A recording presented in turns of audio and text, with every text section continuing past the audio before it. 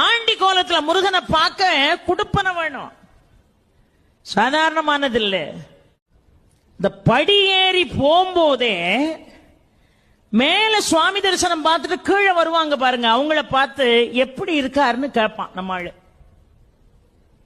மனுஷாள் ஒருத்தரை பார்த்து இன்னொருத்தர் எப்படி இருக்கீங்கன்னு கேட்கறது இயல்பு.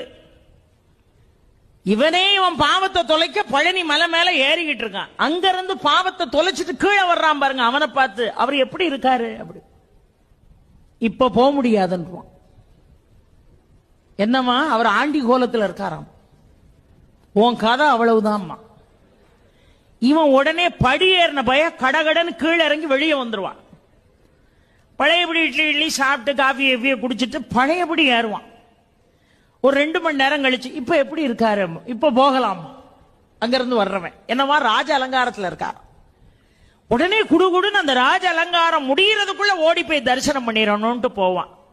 பெரியோர்களே, பூர்வ ஜென்ம புண்ணியம் செஞ்சிருந்தா மட்டும்தான் ஆண்டி கோலத்தை தரிசிக்க முடியும்.